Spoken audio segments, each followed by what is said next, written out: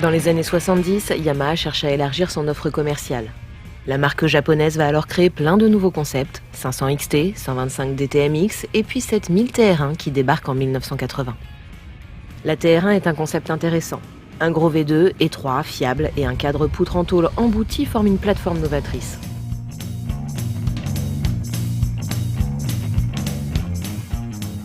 Plutôt branché tourisme, la TR1 arbore un gros carter de chaîne étanche, un étonnant garde-boue arrière, ras de la roue qui est aujourd'hui sur de très nombreuses motos, et un porte-paquet tubulaire est directement intégré derrière la selle. Mais les TR1 sont boudées et ne se vendent pas. Aujourd'hui, elles se découvrent une deuxième vie. Des anciennes plus vraiment dans le respect de la collection, mais plutôt dans celui de la tendance garage des préparateurs branchés, comme dans le programme Yardbuild réservé aux Yamaha modernes.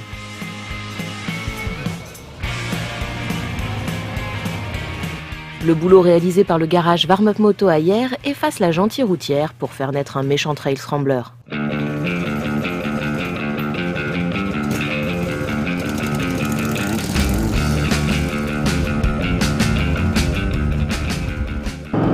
Autant se faire plaisir parfois avec une moto classique en personnalisant, pas en restant exactement dans l'origine, à la rondelle et au boulon près.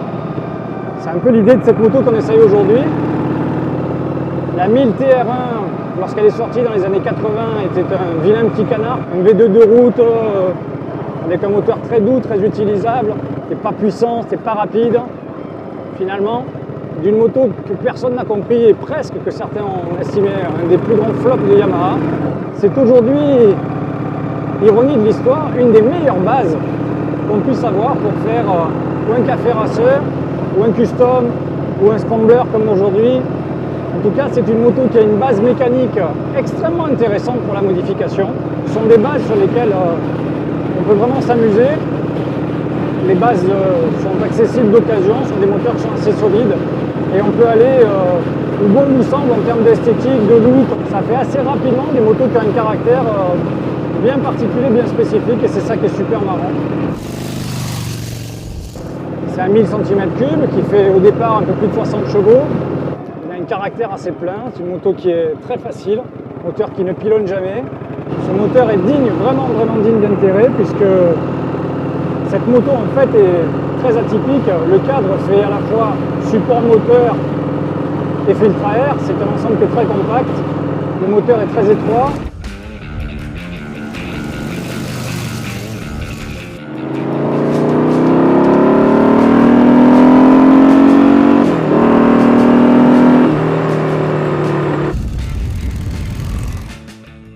Difficile de voir qu'il s'agit de la même base technique. Moteur, cadre, suspension, fourche sont rigoureusement identiques. Il a d'abord fallu débarrasser la moto de nombreuses pièces d'origine, puis il a fallu piocher des pièces dans le catalogue YAM. Roue de TX 750, garde-boue avant de DT 250 de 1973, phare de 500 XT, réservoir de XV 750, ou encore compteur de 650 XS1.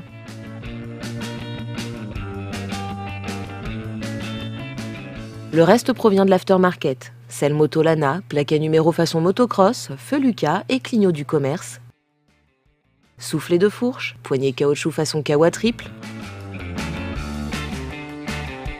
et on notera la grille de réservoir pour Triumph Bonneville d'époque et encore les repose-pieds crantés avec caoutchouc d'Aprilia Trail.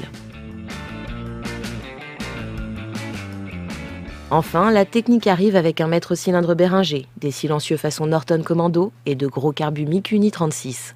Pour accentuer la vivacité moteur et les sensations, nous précise Fabrice de l'atelier, car pour un scrambler, il fallait un caractère joyeux.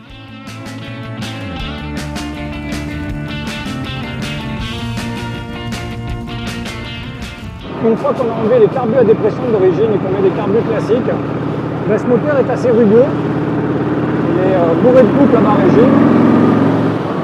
Il reprend très bas, avec une sonorité vachement marquée V2, chose qui est très étouffée avec les pots d'origine, mais on ne s'en rend pas compte. Là, avec les mégaphones, c'est vraiment bien plus net. Donc, ça fait une moto qui est très drôle.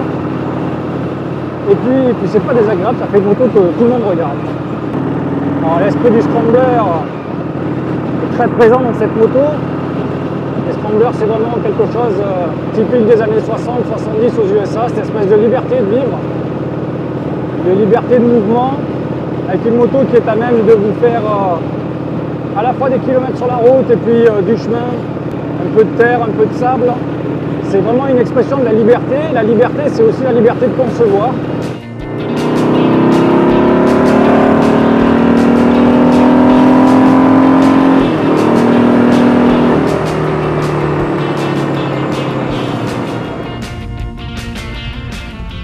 Comparer l'origine à la préparée est amusant. Les puissances sont proches, mais la grise est douce quand la jaune bondit, l'une souffle un bruit discret quand l'autre gronde. Passer de l'origine à la version préparée est un bon exercice pour s'occuper à l'atelier durant l'hiver. Et comme dans la nature, la vilaine chenille se transformera en joli papillon jaune pour le printemps prochain. Alors à vous de jouer cet hiver.